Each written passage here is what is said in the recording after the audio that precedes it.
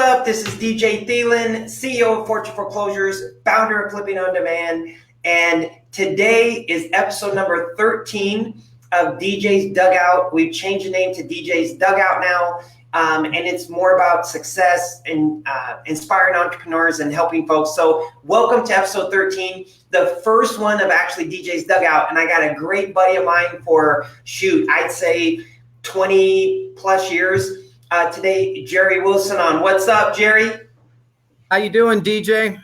Good, man. Good. We got a lot to share with these guys today. Some stuff that we've been through together we won't share on Facebook, but and the podcast. There we go. But hey, man, yeah, welcome to the show, and wanted to just really you're in Portland, man. I see the sun behind you, so it's got to be nice out. Yeah, the glasses are a little tinted today because we got a beautiful day up here in the Rose City. Right on, man. Right on. So, hey, man, you and I. So the premises of the show is helping entrepreneurs and business owners and people in life. Really, just what have you been through? We'll talk about some things and really just share some knowledge from the heart. As you know, this isn't scripted. I don't have, preset questions for you, anything like that. But people that are listening to this live, that's watching on YouTube or listen to the podcast, we'll drop some knowledge on them, man, and have some fun today. So first of all, man, hey, we go back, man. We used to play intramural basketball together. Back, I think, gosh, I don't know how we met, like probably, was it 20 years ago, 22 years ago? Yeah, 22 years ago. But you were always a little better basketball player than I was. Hey, man, we needed Steph Curry, man. You were like a little Steph Curry out there firing threes. I certainly appreciate it. You just got to call backboard, if you bank it in on a three. There you go. But so, hey, man, we wanted to share some knowledge with these folks today. So share it to people. Obviously you're in the mortgage business. We'll get to that. But I always love asking people, like, share with the people kind of where you grew up, where you came from, kind of the cloth that you were cut from, family-wise, mentally, that kind of thing, just so they have an idea about who Jerry is. Absolutely, DJ. And again, it's an honor to be here today. Grew up in East Portland, graduated at David Douglas High School. Was the younger of two siblings. Brother was 5 years older. Had two loving parents. Always supported both my brother and myself. I've always been kind of an entrepreneur since I've grown up. I think my first business was at 8 years old, and it was a lawnmower business and a leaf raking business. And I was never so good at the actual manual labor, but I was pretty good going out and doing the estimates and generating the business, and then hiring other kids in the neighborhood to kind of help do some of the work. But I just always had that entrepreneur spirit, and had parents that supported that. And during the, growing up, played high school. I think athletics was very, very important for me. Played football, basketball, baseball growing up. I'm 5'8", so I was a little genetically challenged in all three sports, but always learned about how you overcome adversity in each sport, and, and how to excel and how to be committed. And so that was really, really, I think, important and growing up in my high school era. And then really a pinnacle point, I think, as a teenager, when I was 15 years old, met a local grocery legend named John Zupan. And if you're from Portland, you're familiar with Zupan's grocery store. And a funny story, in 1979, I wanted to have a firework business. So I went to John and said, hey, I want to borrow $500.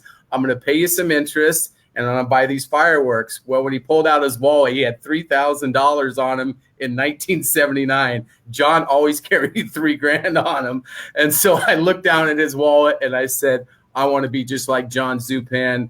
Besides my father being the greatest influence in my life, I would say John Zupan was the second greatest influence. So from that day on, 15, just always had the entrepreneur spirit. But also knew I had to have an education as well. So I graduated 1982 from David Douglas High School. Didn't really know what I wanted to do, so I went to Mount Hood Community college for 2 years, and John let me work at the grocery store. Tried it on the baseball team with Coach Stebbins out there. Wasn't good enough to make the team. Hey man, I played there. Well, I know, and it was quite a program. I just thought, community college program, I'd be able to walk right on, but the competition was pretty competitive there, so I just wasn't quite good enough to make the team, but I at least got to try out. Hey, man. And so then after that, kind of a pinnacle point in my career in '84, John offered me the assistant manager's job in 1984, and that paid $38,000. And I went home one day, and I was 20 years old, to my mom and said, "Hey, I'm quitting college. I'm going to make almost 40 grand a year in 1984. I'll save my money up, buy some rental properties, and be a millionaire." My mom says, "You are quitting tomorrow, and you're going to go down to the University of Oregon and get a degree in business." So I thought I was taking this big promotion at 20 years old, and actually ended up enrolling in the University of Oregon, shortly after that. So, as anyone's listening today, the education is always an important part, but, also the life lesson is attach yourself to a mentor or a positive influence in your life. Again, I had two great parents, taught me work ethic, taught me the importance of education, but, John Zupan and some other mentors along the way, I've always tried to strive to, gravitate towards someone who's had some success or greater success than myself. And so that kind of embedded me early on to, surround yourself with successful people. Oh man. Hey, dude, you're preaching to the choir, man. I believe in that 100%. In fact, I saw Coach Stebbins, about 2 weeks ago at a funeral of a guy that one of my very best friends that I grew up with, and he played there and played at Mount Hood, and so, dude, he looks the same, man. But you're right. I mean, that whole past. So growing up, 5'8". Are you 5'8", man? Well, I'm close to 5'8". That's what my driver's license said. Between 5'7" and 5'8". Hey, man, you grew up where we grew up, man. If you're 5'7" and white and you're excelling in sports, man, you got to be doing something right. Yeah, I just rounded up a little bit. Hey, so you grew up. So hey, I didn't know that. But that's so cool, because what you said is so vital, Jerry. It's like, I think people that don't have a mentor or don't have someone that can take them under their wing and say, "Hey, you've been there and you've done it, and I don't want to reinvent the wheel." That's such a brilliant thing, and something that I 100% believe in. And I talk to people all the time about that. It's like, hey, if you want to be successful in music, if you want to be successful in whatever, find someone that's been there, done it, and just emulate them and find out, how they think and what's their, what's their morning routine and how do they go about their day and how do they really just start learning the ins and outs of how they operate as people. So that's awesome. You were like the young Gary Vaynerchuk, man. You were like mowing lawns, and I was actually buying baseball cards. Okay, some of them I stole. Okay, I'll admit it. But I would take them. I would find ones in the penny box, and I would turn around at the card shop. I would buy the ones in the penny box that had a name. And I remember my biggest score, I bought an Andy Van Slyke rookie card out of the penny box and for a penny. And I sold it for like $6 or $7, right? And I think I think back to those times, and it's like, you're so right, man. It's like just growing up, having that work ethic, having good guidance, having good parents or a mentor. If you don't have good parents, that can actually guide you down the road. So you went down that path, had an entrepreneur heart and spirit from the beginning. You went to Oregon. After you left Oregon, did you went and worked in the corporate world a little bit, I think at Nordstrom's, right? Yep, good story there, and I think it's willing to share it because you just never know what the journey of life's going to bring you. I was actually in my 6th interview with Standard Insurance Company. I'm going into my final interview. I got my insurance license. I passed all their aptitude tests, but they said they wanted to meet you. The vice president would like to meet you. So I got my suit on that day, walked out the door, told mom I'm going to get my job, and I went into the final interview, and the vice president clipped his fingernails during the interview and never made eye contact in the first 10 minutes. And after that, I told him, I think I deserve more of your attention. This is my 6th interview. I've done everything you asked, but I ended up walking out of that interview because I just didn't feel comfortable with that vice president and his management style. Walked over to Nordstrom downtown men's shoes. I'm all suited up and got hired on the spot. And I will tell you, for the next 3.5 years, it taught me everything about inside sales. It taught me customer service. And I think if there's any young people out there, they're wanting to kind of have a great training background, the Nordstrom customer service background couldn't be better, because once I eventually got over to the mortgage business, I brought that same level of customer service over to the mortgage industry. And that has set me apart for the last 25.5 years. So I originally wasn't planning on getting a job at Nordstrom, but I knew I had to come home with the job because I told my mom I was getting a job today. And that's how I got hired at Nordstrom. Hey man, that's called, as JJ Burden, we'll give JJ some love on here, who's a friend of both of ours. You know, that's something JJ would call seizing the opportunity. You know, I think so many times people get punched, or they get punched in the mouth. And I tell people all the time, like, listen, man, if you want to be the heavyweight champ, you're going to get punched in the mouth. You're going to get knocked down. But when it happens, what do? You know, do you get back up and just say, hey, that's cool, that didn't work out, that guy was, a dick or whatever. I'm going to go over here and to Nordstrom's and get a job. And I think that it's funny, man.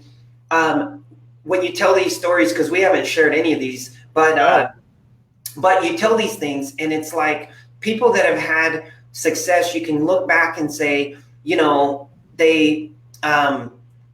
there's certain things that they have in common. And one of them, I think, is that resiliency. Like, hey, how to get over a bad at bat, quick. How to get over failure really fast. Hey, that didn't work. I'm going over here and I'm finding a job. And even though we don't think about it or realize it, back then, right, when it's happening, you can look back and say, man, people that have had success, they just keep going. Some stuff works, some stuff doesn't, but no matter what happens, you just keep going. And that's what you've done. Whether stuff has worked, you've had your ups and downs, I've had my ups and downs. I think in life, entrepreneurship, we all do.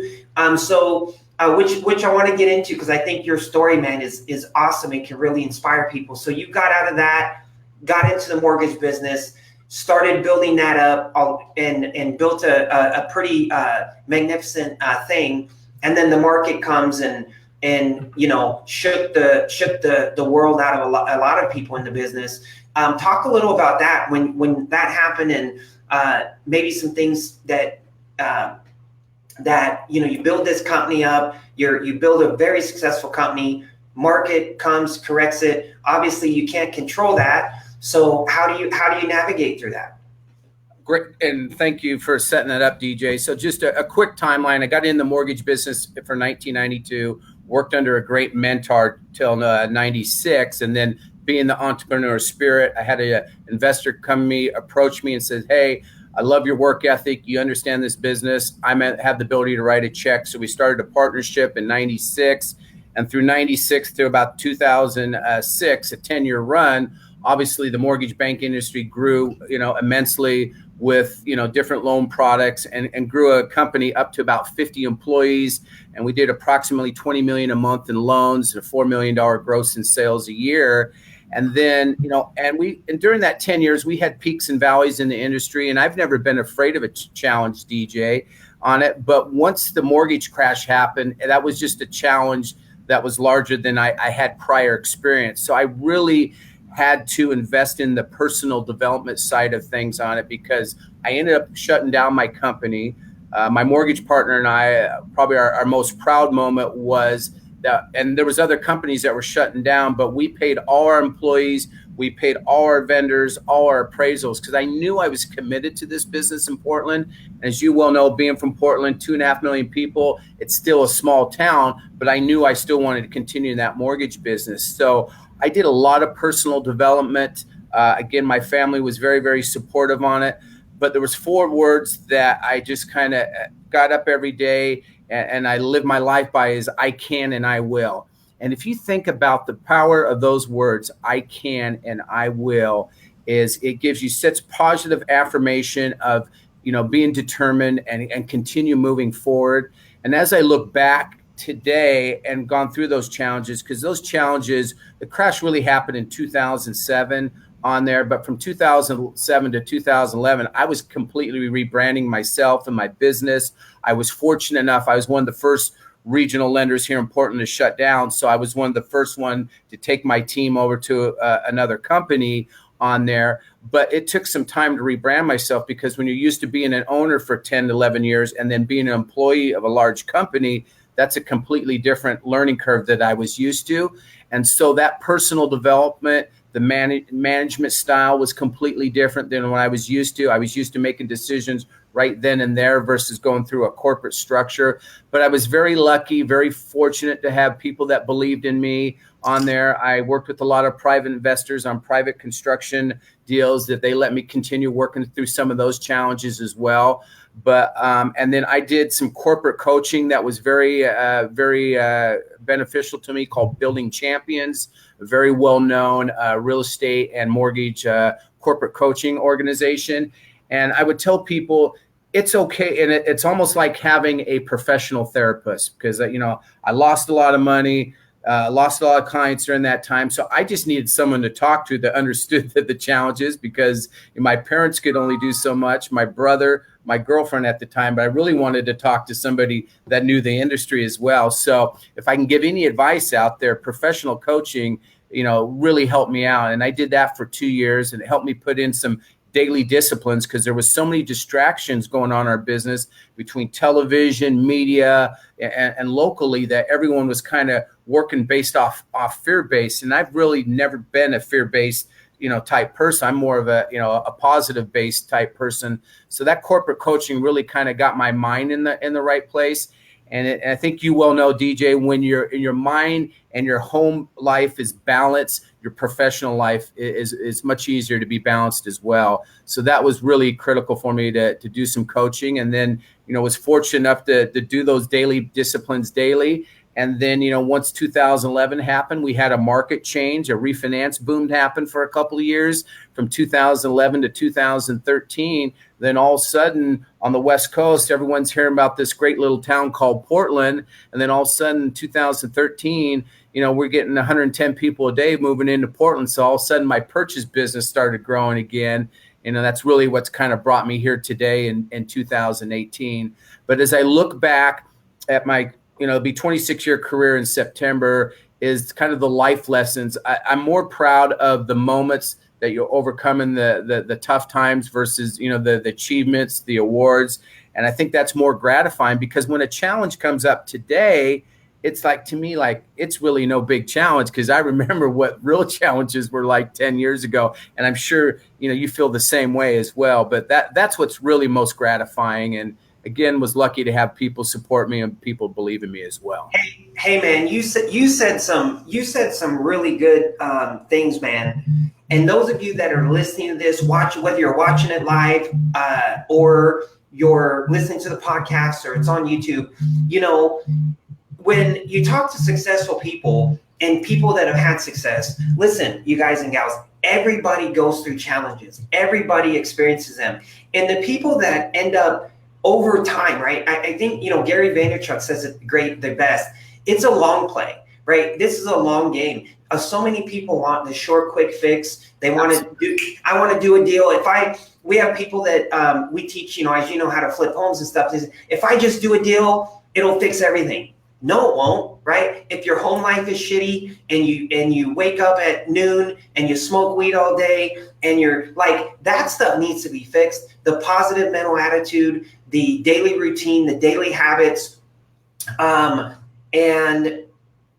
Now, I'm not saying smoking weed is bad. I don't smoke weed, but like I'm just saying there's a lot of successful people that do. But I'm just saying, like, it's and a lot of people in Portland that do, but in California. But it's the what you said, Jerry. It's that positive mental attitude that hey, when you said I can and I will, right, and you start telling yourself that. And I know that you don't have fear because I was played with you on the basketball court. I think every time you got the ball, you fired it up. But like I think that's something that so many people you talk about. Well, if I just had the right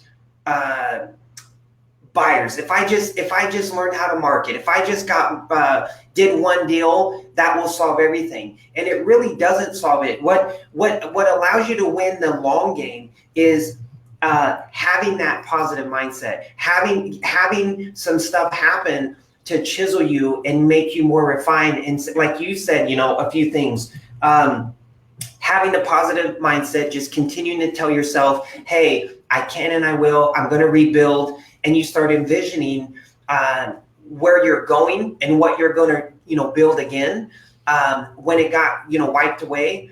And you start seeing that. And so many people, they get beat down and they see themselves where they are and they're beat down, depressed. I can't do it. Maybe this isn't for me. The mind monsters come in.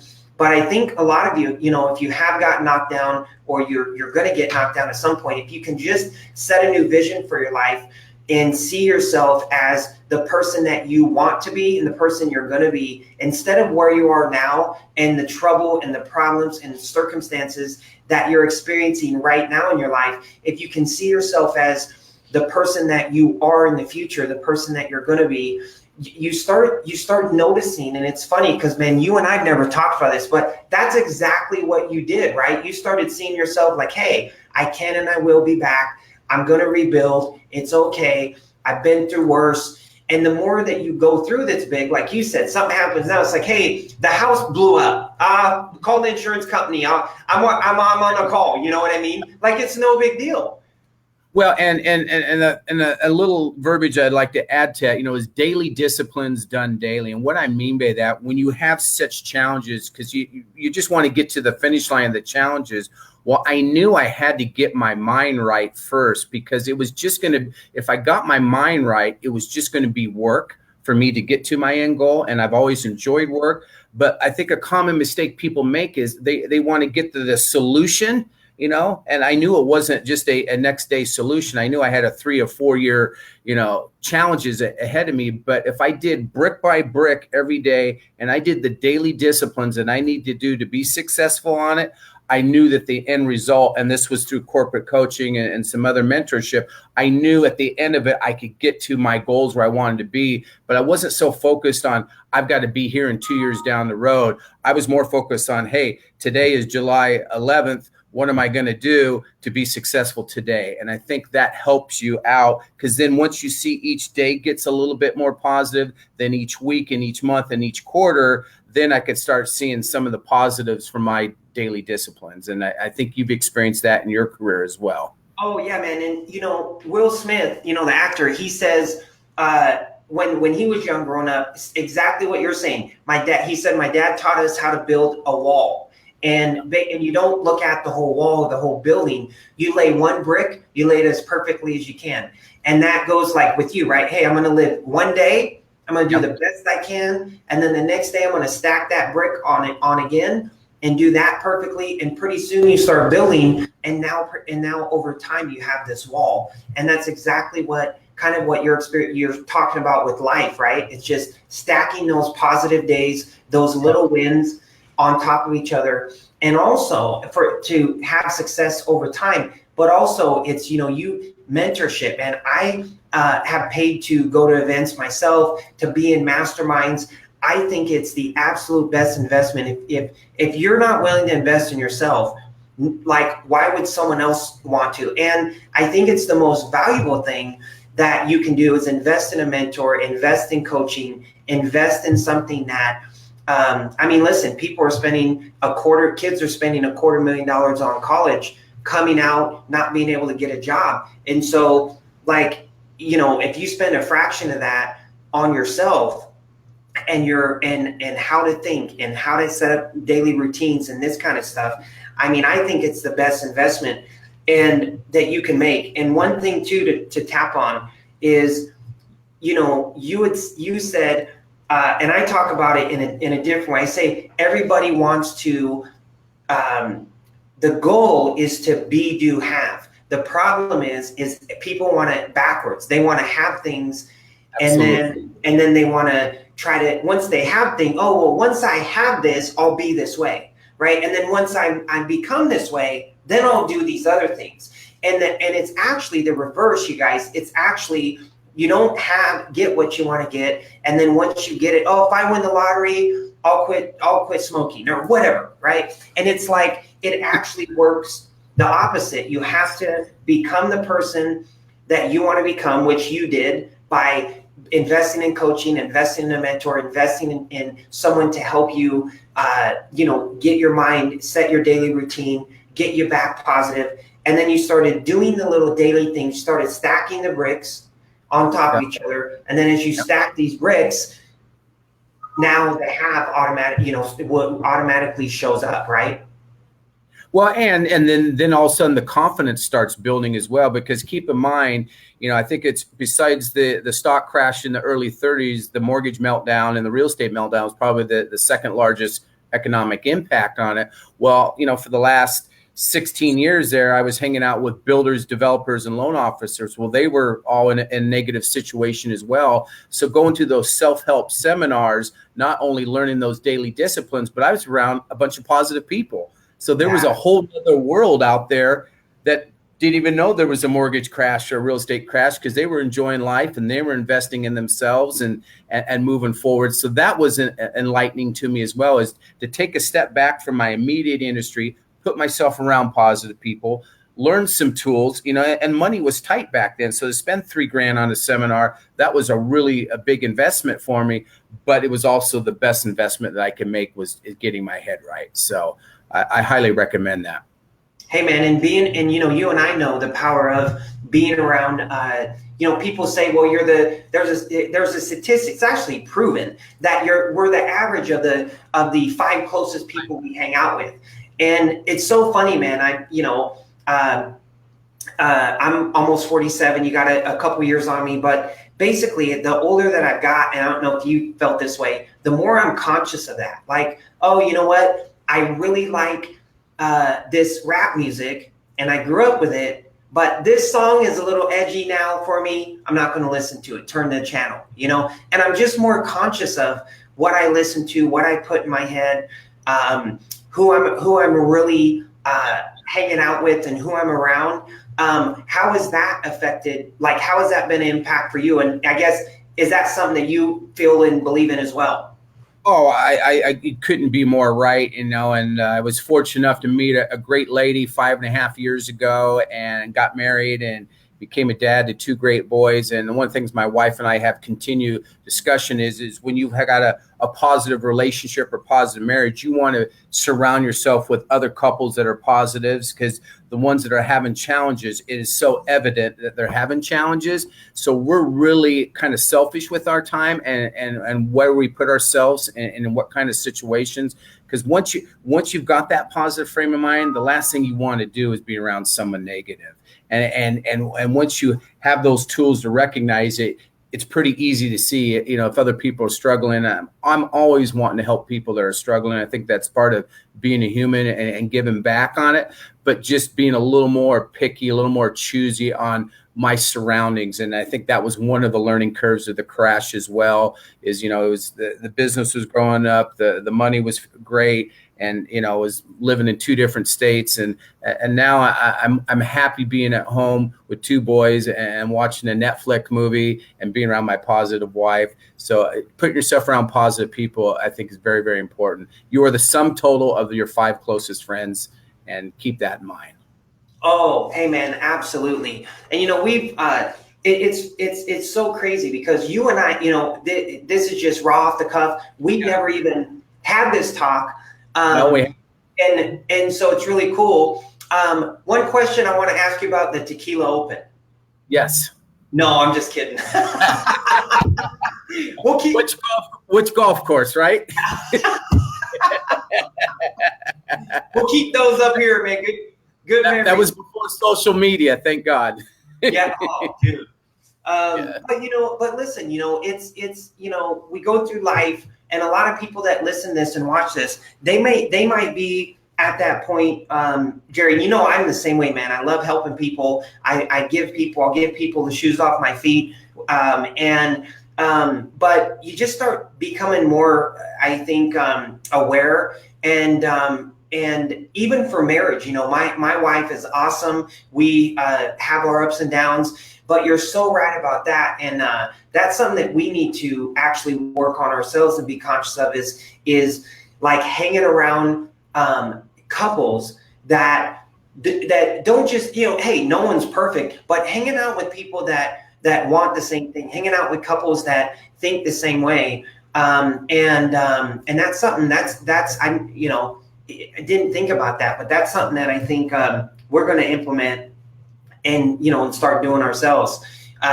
So a lot of people listening to this, you went through having a lot, living the life, rolling, mortgage company booming, everyone's making money. You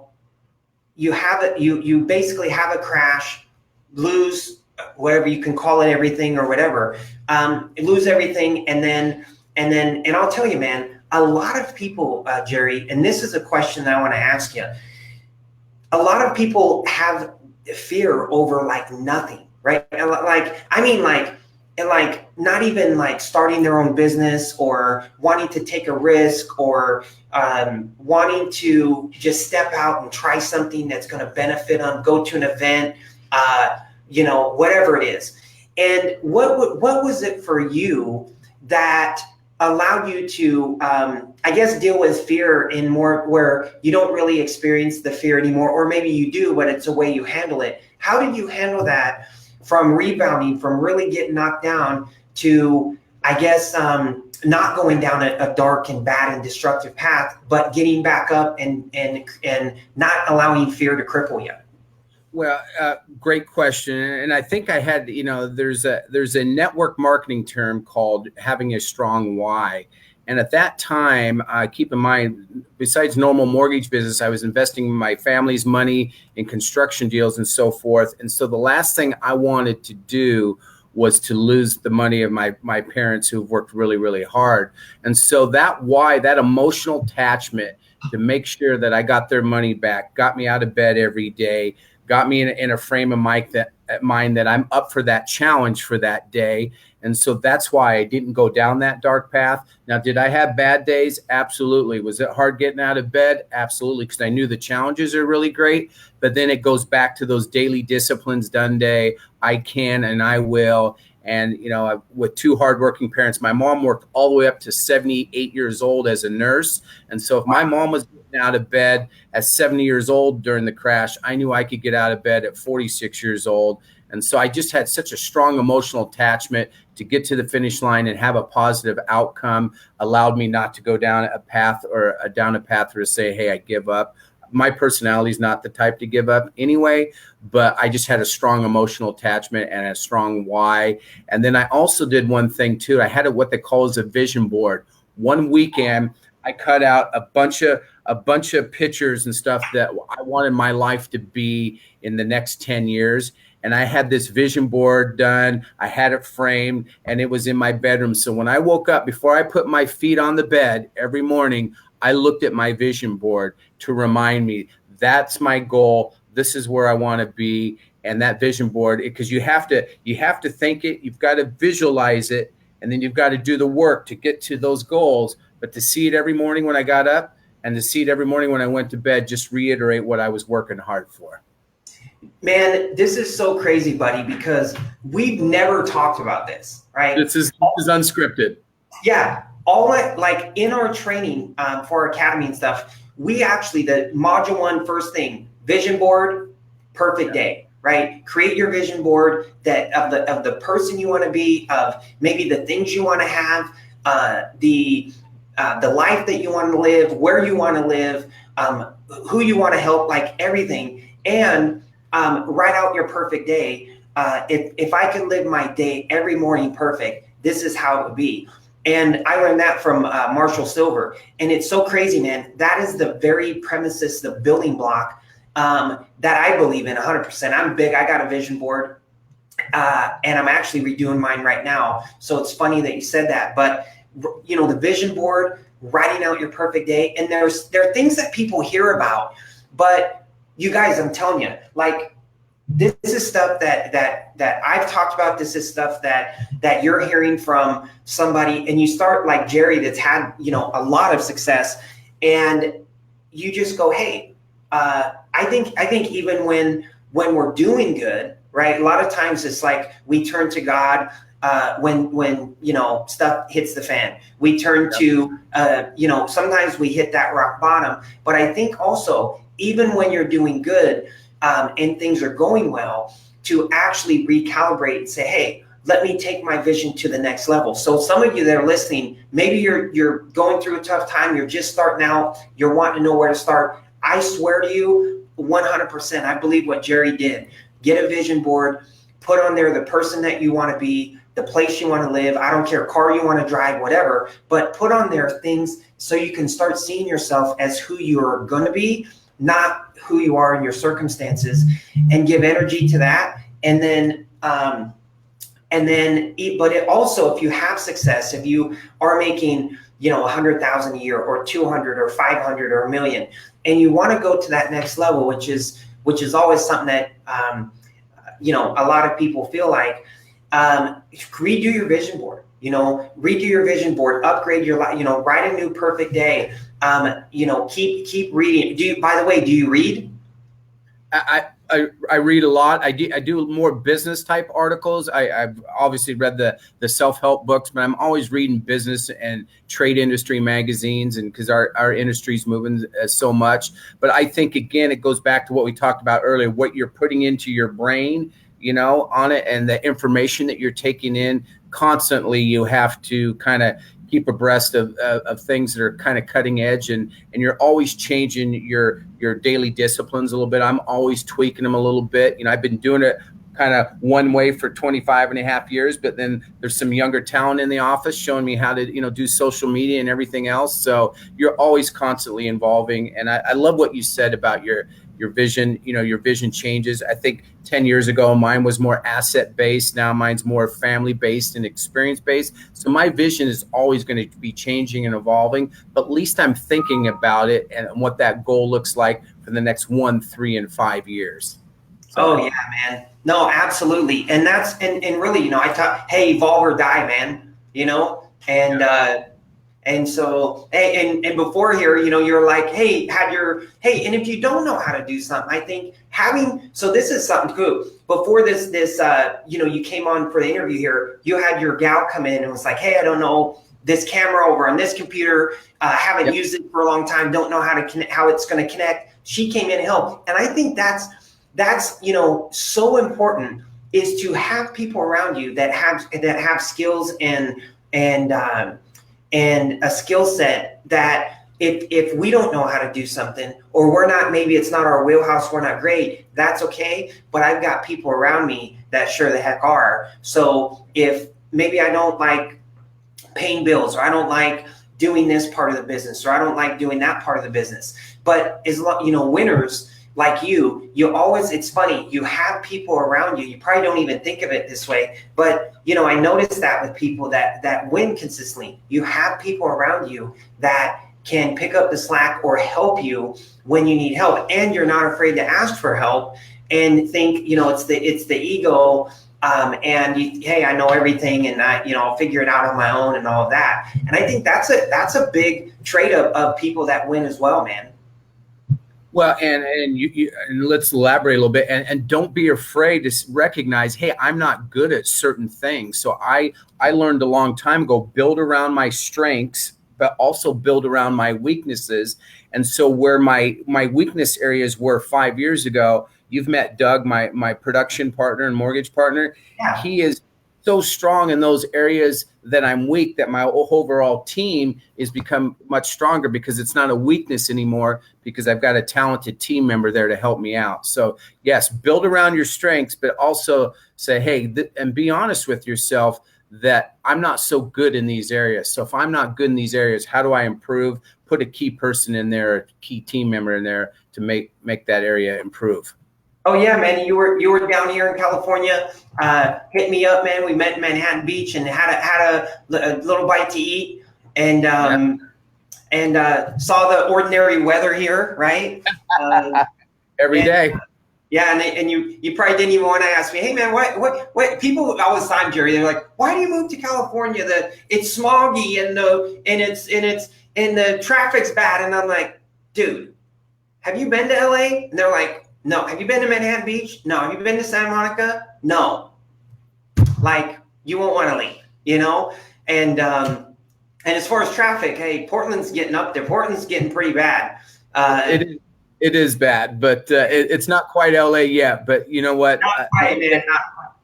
Love the area where you're at, and you're doing all the right things. And it's just been so fun to watch you, DJ. You know, from 22 years ago on a basketball court to where you're at, and the positive message that you're putting out there. It's really. And you know my story too, right? Like leaving ball, not in my mid-20s, just on the verge of achieving my dream. And end up walking away, take care of my son, and went down a path that took me some time to really figure things out. I got a mentor that really helped me out and guided me and taught me in my early 20s, and took me under his wing. And that was kind of the start of changing my life. That was Chuck Roberts. You know Chuck? Yeah, absolutely. Built a multi-million-dollar security company, and that was a real blessing, man. I needed that in my life at the time.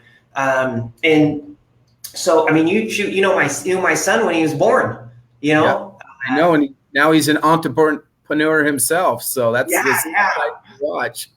So people on this, Jerry, you guys do some really amazing stuff financially. I mean, you guys have some programs out there.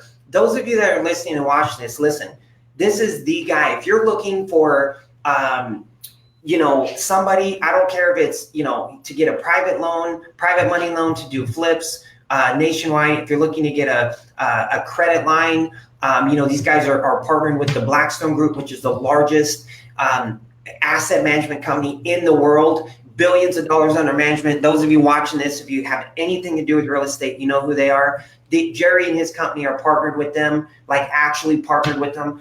And so if you guys are looking, I'm going to give them some info here, Jerry, on how to contact you. Can you share it to people that are, I don't care if they're in Portland, maybe stuff that you guys do locally, and then stuff that you guys can assist and help people with nationally? So my team and I, and thank you, DJ, for the setup. So we do I want to make sure I got this right. I'm going to put this on the screen, how people can contact you. It's the JW Group at Financial Services. Of America.com? No, JW Group at financeofamerica.com. And that's JW Group at financeofamerica.com. JW Group. Yeah, JW for Jerry Wilson Group at financeofamerica.com. FINANCE of America.com. JW Group at Finance of America. Okay, got it. Okay, I'm going to post that on the screen for people. But while that's posted, go ahead and share with people what you can help them with locally if they're in the Portland surrounding area, and the stuff you guys can do nationally, because you guys have some incredible stuff that you can help people out with that are in the real estate game nationally right now. Yeah. So besides the traditional purchase and refinance business, which I kind of call it's our vanilla product line. Because of the backing of Blackstone, about almost 2 years ago, we rolled out facility or credit lines that for fix and flippers, because Blackstone recognized that traditional financing wasn't really available for the fix and flip borrower, and that the banks really weren't in that market. And then the only way to finance it was through private investors, which you could be talking 10, 12, 14% money. So we have facility lines of credit that range from 7% to 8.5 to 8.75, but will allow you to go out and have multiple projects going on at one time. And then as you pay down this line of credit, you can reborrow that money for an additional project. And then we also do portfolio or asset type lending. If you've got 10, 20, 30, 40 rentals, it's very difficult to have 20, 30, 40, individual loans. So we can do a portfolio loan where you have one loan. We have release clauses if you decide to sell it, or, if you want to get rid of that asset. But just any type of fix and flip, new construction, or portfolio asset type management, we have the product line. So really the best way is you've got my email address you're going to post, and then also my cell number. We were laughing earlier, DJ. I've had it for 26 years at 503-312-3332. And again, that's 503-312-3332. But just I just always tell clients or investors, just give me a call and we have a pretty diverse product line. But if for some reason we don't have that product line, I could probably make a really good referral as well. So we just like helping people out. We've got a team. We just added 2 more team members today, so the team is up to 8. We're really well known here in the local market and nationally as well. And so, the venue that you've had today has been great, and hopefully there's someone out there listening that we can help. Hey man, and I'll tell you, Jerry, I've had so many people, our show now, I went to DJ's Dugout because it was, well, one, it makes sense, right? But 2, you can see a little bit of my ball stuff behind me here.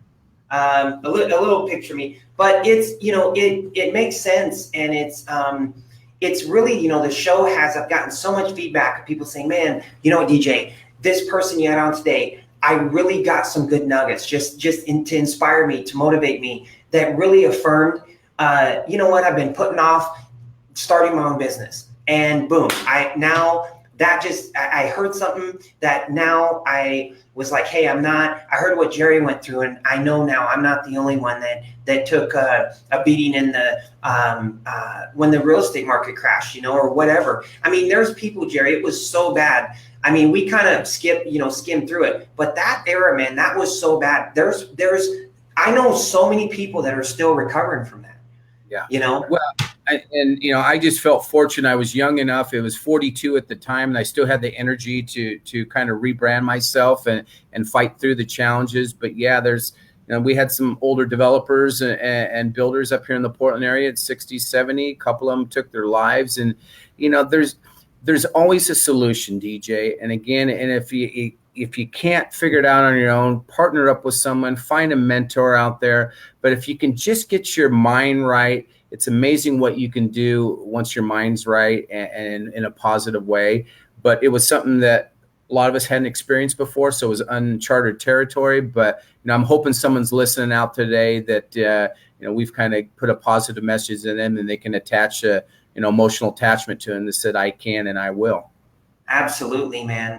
I'm gonna put that up on my wall, man. I'm gonna send a picture to you. You gotta sign it. I'm getting anyone that's on the show, I'm getting pictures, and they're gonna be all through my wall. So yours needs to say, hey bro, always remember, I can and I will. Right? I will.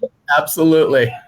And so people want to get in touch with you. I put your phone number up. Those of you hearing this on the podcast, the phone number is 1-503-312-3332. If you're looking for any kind of loan, especially if you're in the Portland, Oregon region, this is absolutely the guy, probably the only mortgage guy that I'll ever have on my show, to be honest. Because I really believe in Jerry. I've worked with him. Actually, he got me my first loan for my first house that I ever bought back in West Lynn. I forgot about that. Should have kept it. Dude, I know. Don't tell me now. But I just want to add, DJ, Oregon, Washington, California, Arizona, Nevada. We're in 8 Western states. The fix and flip product, the credit lines we can do throughout the United States. So just give me a call. Yeah, and the fix and flip line and the product line that you guys have with Blackstone, dude, I know a lot of programs out there. No one has that. You know, I mean, so if you're an investor, if you're a flipper, if you're somebody that's listening to this, if you're looking to get a mortgage, if you're looking to deal with someone that's honest and trustworthy, listen, you guys, I'm not just saying this because I've known Jerry. I wouldn't have him on the show if I didn't. He's an awesome guy. He knows his stuff inside and out. Reach out to him, give him a call. You got his number, and that's his personal cell number, by the way. A lot of times when I have people on the show, they don't want to give their cell out. So that's really cool. Or text him, right? People are texting these days. Shoot him a text, reach out to him. And aside from that, man, you know, hey, man, I really appreciate having you on the show. I wish we had more time. Fun.